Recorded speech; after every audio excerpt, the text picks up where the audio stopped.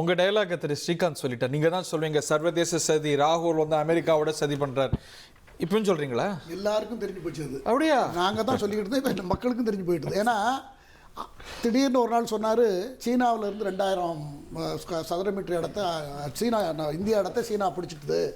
கோர்ட்டில் கேட்டாங்க இல்லையா போன வாரம் 15 நாளைக்கு முன்னால், நீங்களாம் இந்தியர் தானான்னு கேட்டார். நீங்கள் ஒரு இந்தியர் தான். அது கோர்ட்டில் சர்டிஃபிகேட் வாங்கணுமா தேசபக்திக்கு?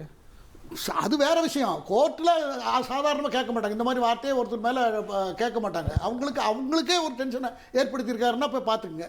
எத்தனை முறை கோர்ட்டில் அவர் மன்னிப்பு கேட்டிருக்கிறார். ரபேல் விஷயமா இருக்கட்டும், குஜராத்திகள்லாம் திருடர்கள்ங்கிற ஒரு இதில் சொல்லி கோர்ட்டில் மன்னிப்பு கேட்டாரா? ஆமா, மன்னிப்பு கேட்டு தான் விட்டாங்க அவரை. மன்னிப்பு கேட்டு தான் விட்டாங்க. மன்னிப்பு கேட்டு தான் அவரை ரஃபால ஐ ரிமெம்பர். ஆமா, அதனால அவருடைய செயல் வந்து ஒரு எதிர்க்கட்சியினுடைய பாராளுமன்ற குழு தலைவருக்கு இருக்கிறதுக்கு எந்த விதமான இதுவும் அவருக்கு இல்லை.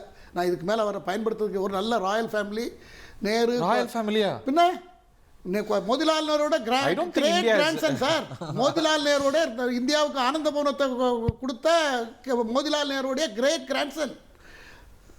ஜவஹர்லால் நேருடைய கொள்ளு பேரன், இந்திரா காந்தியோட பேரன். ராயல்ஸ் இல்லை, இருக்கலாம் ராயல்ஸ்னா அதுக்கு வேறு நிறைய காரணங்கள் இருக்குது, நான் அந்த ஃபார்மில் சொல்கிறேன்.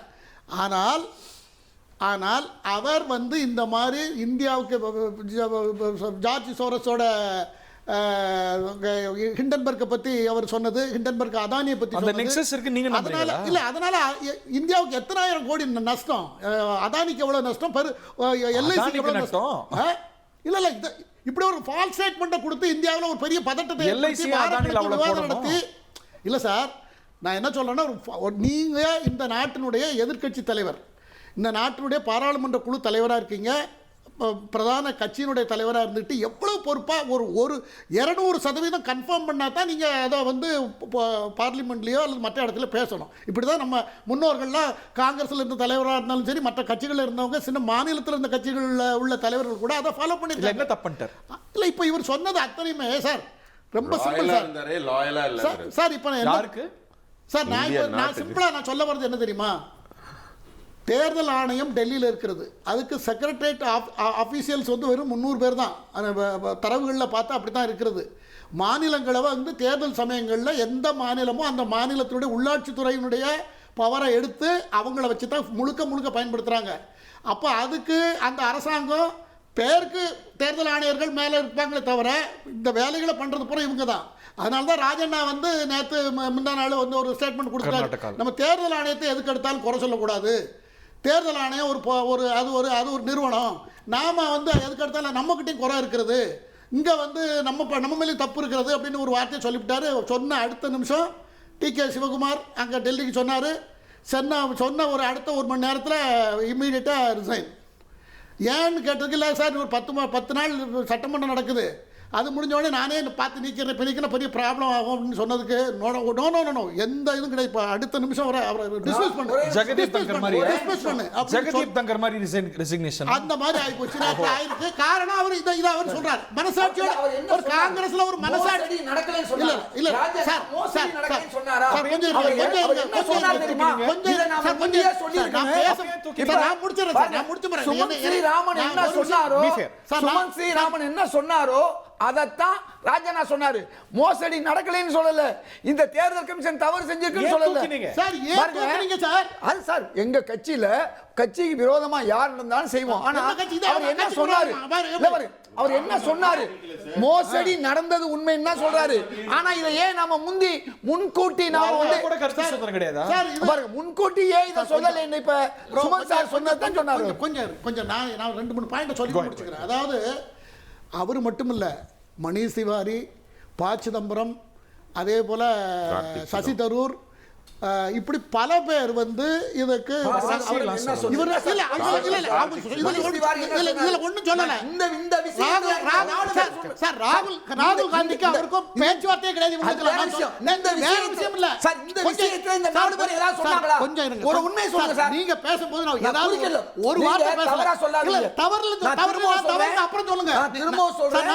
நீங்க சொன்ன 4 பேரும் என்னைக்காவது இந்த தேர்தல் மோசடி இல்லன்னு சொன்னாங்களா? நான் அப்படி திரு சொல்லவே இல்லை. சிதம்பரம் அவர்களோ, நான் என்ன சொல்ல திரு வரேன்னு மணிஷ் திவாரி உங்களுக்கு தெரியும் அவர்களோ, அவர் என்ன சசி- சொல்றாருன்னு கேட்போம். நான் என்ன சொல்ல வரேன்னு அதை தெரியாம சொல்லுங்க. சொல்லிருக்காங்க சார். சார் நான் என்ன சொல்ல வரேன்னா ஆதாரம் காட்டுறேன். இருங்க, இவங்க 4 பேருமே ராகுல் காந்திட்ட பேசி பல பல நாட்கள் ஆகிவிட்டன. ஏதோ இல்ல, இது சம்பந்தம் இல்லாத விஷயம் சார். எதற்குன்னா எல்லா விஷயத்திலுமே இவர் தேவையில்லாம பேசிட்டு இருக்கார், தேவையில்லாம இப்படி நடந்துட்டு சொன்னாங்களா? இருக்கார். இவர் இதெல்லாம் தேவையில்லாம ஊர் பூரா பேசுறான்னு தெரியுது, சொல்றாரா? உங்களுக்கு தெரியலன்னு ஒரு மறைக்காதீங்க. பொய்யை இவ்வளவு தவறா ஆகையினால பகிரங்கமா மக்கள் முன்னால இந்த விஷயத்துல சொல்லாதீங்க. அவங்க பேசி- இந்த விஷயத்துல அவங்க ராகுல் பேசிட்டாங்க. காந்தி தவறா பேசுறாருன்னு கொஞ்சம் ஒரு வார்த்தை சொன்னாங்களா இந்த நாலு பேர் பேரும்? உங்களுக்கு பேசுன தமிழ்ல கேட்க சார், கார்த்தி கொஞ்சம் இருங்க சார். சிதம்பரம் தமிழ்ல திரும்பவும் பேசுறது கேட்கிறேன். காட்டவா? கொஞ்சம் இருக்கு சார். இந்த- சார், தமிழ்ல கொஞ்சம் இருக்கு பேசுறது சார். நீங்க காட்டவா? தவறா சொல்லாதீங்க சார். கொஞ்சம் பொய் கொஞ்சம் சொல்லாதீங்க. இருங்க, அப்ப பேசும்போது நீங்க சொல்லுங்க. பொய் ஜேபியா இருங்க, போயிருக்கீங்க. இருங்க. அதுக்காண்டி பொய் சொல்லாதீங்க. ஆகையினால இதெல்லாம் நடந்து கொண்டு இருக்கிறது. இப்போ சுமந்த் சி ராமன் அவர்கள் சொன்னாங்க, கிளீனா சொன்னாங்க, அந்த லிஸ்ட் வெப்சைட்ல இருக்கிற லிஸ்ட் அன்னைக்கு எல்லாரும் பூத் ஏஜென்ட், எல்லாரும் இவரும் பூத் ஏஜென்டா இருந்தேன்னு சொல்லியிருக்காரு. இவர் அதே பூத் ஏஜென்ட் இல்ல, இன்சார்ஜ் இன்சார்ஜ்ல இருந்து சார், இங்க அப்போ உங்களுக்கு BLO, தெரியும். BLA, சரி, BLO ஆக ரெண்டு பேர் மொத்தம் இருக்காங்க. அன்னைக்கு எல்லாத்துக்கும் தெரிஞ்சிருக்கும், ஒரு ஓட்டை ஒரே ஒரு அட்ரஸ்ல 2 பேர் வந்திருந்தா கூட மேலேஜ்லயும் பார்த்து புடிச்சிருவாங்க. சார் இப்போ அவர் 80 ஓட்டு ஒரு டாக்டர் என்ன இடத்துல. சொல்றாரு, இப்போ வந்து என்ன வந்து ஓரளவுக்கு பிரைமா ஃபேஸ் நிரூபிக்கப்பட்டிருக்குன்னா நிறைய வந்து போலியான தவறான பெயர்கள் அந்த லிஸ்ட்ல மோசடி இருக்கு அப்படின்னு. அது ஏன் கண்டுபிடிக்கல அப்படிங்கிறது வந்து அது வந்து சரியா வெளியிட வேண்டிய பொறுப்பு எலெக்ஷன் கமிஷன்.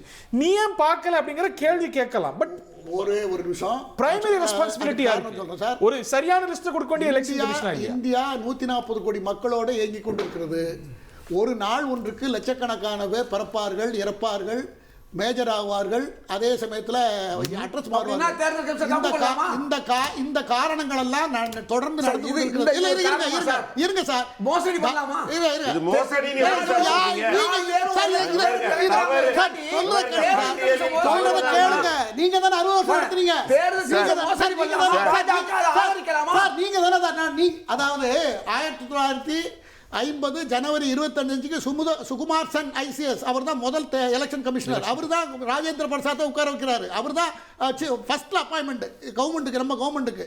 அதுல இருந்து கிட்டத்தட்ட 56-57 பேர் தேர்தல் ஆணையர் சீஃப் சார், எலெக்ஷன் இங்க ஏன் சார் மோசடி? இதை பத்தி பேசுங்க சார். 60% காங்கிரஸ் அப்பாயின்மெண்ட். அந்த டைம்ல எம்எஸ் கில் எனக்கு ஒரு சார், லெட்டர் இருக்கிறார், எத்தனை நான் வருஷம் உங்களுக்கு ஆச்சு? காமிக்கிறேன்.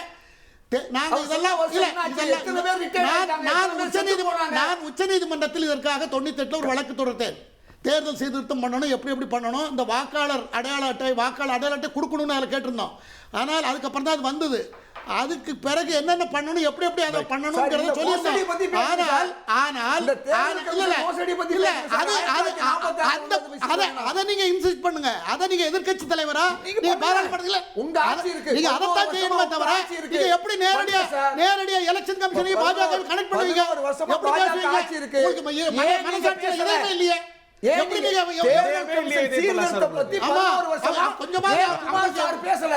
அன்பிற்குரிய குமார் அவர்கள் ஏன் 11 ஆண்டுகளாக இந்த தேர்தல் சீர்திருத்தம் பத்தி பேசல? இல்ல, எல்லாரும் பேசிருக்க சார். அதை செய்ய சொல்லுங்க. அதை செய்யுங்க, நாங்களும் சொல்றோம். செய்ய வேண்டியது ஆனால் பிஜேபி அரசு. இதுக்கு காரணம் வந்து காங்கிரஸ்ங்கறனா. கர்நாடகால யாருடைய ஆட்சி இருந்தது? நீங்களே எல்லாம் பண்ணிட்டு திரும்பவும் வரலாறு பேசுறேன் சார். இப்பவே நீங்களே தேர்தல் கமிஷன் வேறு, ஆட்சி மாநில ஆட்சி வேறு. திணை அறுப்பான், திணை விதைத்தான், திணை அறுத்துட்டு இருக்காங்க. இது உங்களுக்கு தெரிஞ்சு போயிடும். அதுக்கு தான் ராஜண்ணா சொல்லிட்டார். ராஜண்ணா ஒரு மானஸ்த சொல்லிட்டார். அவர் என்ன சொன்னாரு? அவர் என்ன மோசடி சொன்னாரு? நடக்கலன்னு சொல்லல. அப்படி சொல்ல நாம இதை முடியுமா? முன்கூட்டி காங்கிரஸ்ல இருந்து நீங்க அவரை உயிரோட விட மாட்டீங்களா? நீங்க சொல்லிட்டு அவரை உயிரோட விட முன்கூட்டி மாட்டீங்களா? பார்த்திருக்குன்னு சொன்னாரு. எப்படி விடுவாங்க? ஐயோ, உயிரோட விட மாட்டேங்களா? நான் உங்களுக்கு விளக்கம் சொல்றேன். அதாவது இந்த விளக்கம் என்ன? திருப்பி நேரு காலத்துக்கு போவீங்க, இன்னைக்கு சோனியா காந்தி காலத்துக்கு போயிருக்கிறீங்க. இல்ல சோனியா காந்தி காலத்துக்கு நீங்க கேட்டதுக்கு ஒரு விளக்கமே சொல்லல. சோனியா காந்தி வந்து குடியுரிமை இல்லாமலே எப்படி வாக்களித்தார், பிறகு எல்லாம் 82ல போராட்டம் வந்தோன்னு எப்படி பின்வாங்கினாங்க, வாக்காளர் பட்டியலிருந்து நீக்குனாங்க. அது நீங்க முதல் தொடக்கத்திலே ஒரு கேள்வி வச்சீங்க. அந்த மாதிரி கொடுத்துருக்கீங்களா? பாயிண்ட் வந்துட்டீங்க. அங்க நிறுத்துங்க சார். சார் நீங்க இப்ப கம்ப்ளைண்ட் கொடுத்தீங்களா? தவறு செய்திருந்தால் நீங்க ஃபார்ம் 6 இப்ப கம்ப்ளைண்ட் போட்டீங்களா? ஏன் பண்ணல நீங்க? ஏன் பண்ணல நீங்க? நீங்க வழக்கம் போல பொய் ஒரு நிமிஷம் சொல்றீங்க. நிறுத்துங்க. இப்ப ராகுல் காந்தி மேடை போட்டு பேசினதுக்கு பதிலா ஏன் கோர்ட்டுக்கு போல ஏன் கம்ப்ளைண்ட் கொடுக்கல? என்ன கேக்குறீங்களா? கம்ப்ளைண்ட் கொடுக்கல. கொடுத்த மாட்டீங்க. ஏன் கொடுத்தா மாட்டிக்குவீங்க? ஏன்னா திருடுனது நீங்க. மக்கள் விஷயம் திருடுனது நீங்க. நாங்க என்ன கம்ப்ளைண்ட் கொடுக்கணும், பாருங்க. நீங்க என்ன மீட்டிங் இது போடுவீங்களா? மக்கள் விஷயம், மக்கள்கிட்ட தான் நேரடியா போகணும். பதில் சொல்லுங்க. நான் நான் கேட்கிறேன். என்ன கம்ப்ளைண்ட் கொடுக்கணும், நீங்க என்ன மீட்டிங் போடுவீங்களா? பிரதமர் மோடி பிரதமருக்கு முன்னால பாருங்க, ஒரு நிமிஷம் என் விளக்கத்தை கேட்டு இல்ல இல்ல ரெண்டு பேரும் ஒண்ணா பேச வேண்டாம். நான் சொல்றது இல்ல இல்ல நீங்க நான் என் தரவுக்கு பதில் சொல்லுங்க, தரவுக்கு பதில் சொல்லுங்க. பிரதமர் மோடி இல்ல இல்ல என் கேள்வி கேளுங்க. நான் சொல்றேன் கேளுங்க. பிரதமர் மோடி இப்ப நடந்த விஷயம் அதுக்கெல்லாம் போகாதீங்க. அவரை சொன்னீங்கல்ல என் கேள்வியை வாங்குங்க சார். என் கேள்விக்கு பதில் சொல்லுங்க, என் கேள்விக்கு பதில் சொல்லுங்க. டாக்டர் சுமந்த் ரொம்ப அழகா சொல்றாரு. கோர்ட்ல உங்க உறவினர் இருக்காங்களா? கோர்ட்டுக்கு போ சொல்றீங்க. இதெல்லாம் சொல்றதுக்கு உங்களுக்கு அருகதையே இல்ல சார். காங்கிரஸ்க்கு அருகதையே இல்ல சார். தேர்தல் கமிஷனை பந்தாடிய கட்சி நீங்க, பந்தாடிய கட்சி நீங்க. தேர்தல் கமிஷனை எம்எஸ்கல் எப்படி சார் ஆனாரு? ஜனநாயகம் இருக்கு. எம்எஸ்கல் எப்படி எலெக்ஷன் கமிஷன் ஆனாரு? திரும்பவும் கேக்குறேன், எப்படி ஆனாரு? மக்கள்கிட்ட தான் போக. அதெல்லாம் வேண்டாம். அது ஏன் வந்து அடுக்குறீங்க? மக்கள் கிட்ட ஏன் போறீங்க? சரி, நான் ஒரே ஒரு உதாரணம் சொல்றேன். எங்க வீட்டுல ஒரு வாக்காளர் அடையாள அட்டையில ஒரு சிக்கலுங்க. என் பேரு, எங்க அம்மா பேரு, என் குடும்ப உறுப்பினர் பேர்லாம் தப்பா போட்டாங்கங்க. நான் உடனே ஒரு மேடை போட்டு எல்லா பிரஸையும் கூப்பிட்டு நான் இந்த மாதிரி மீட்டிங் நடத்திட்டு வீட்டுல சும்மா உட்கார்ந்திருந்தா என் வாக்காளர் அடையாள அட்டை சரியாகுமா ஆகாதா? அதாவது நாங்க கம்ப்ளைண்ட் பண்ணுங்கிறாரு. அதாவது நாங்க கம்ப்ளைண்ட் பண்ணுங்கிறாரு. இவங்கள்ட்ட அவரே சுமந்த் டாக்டர் புத்திசாலித்தனமா கேட்டாரு, மூன்றா பிரிச்சிட்டாரு. நான் வந்து பாஜக இருந்து பேசுறேன், எலெக்ஷன் கமிஷன் இல்லை. ஆனாலும் ஏன் பேசுறேன்னா எனக்கு நம்பிக்கை இருக்கிறது எலெக்ஷன் கமிஷன் மேல. நீங்க ஹிமாச்சல்ல ஜெயிச்சாலும், நீங்க வந்து பஞ்சாப்ல ஜெயிச்சாலும், தெலுங்கானா, கர்நாடகா எங்க நீங்க ஜெயிச்சாலும் எனக்கு உங்க மேல நம்பிக்கை இருக்கு சார் அப்படின்னு நான் சொல்றேன். அதுக்காக பேசுறேன், இந்திய குடிமகனாக பேசுறேன். ஆனா இவர் என்ன சொல்லணும்? இல்ல என் கேள்வி முடியல. சுமந்த் இல்ல அவர் டாக்டர் சொன்னதை சொல்றேன் சார். பதட்டமாடையாம கேளுங்க. டாக்டர் சொன்னதை நீங்க புரிஞ்சுக்கவே இல்ல.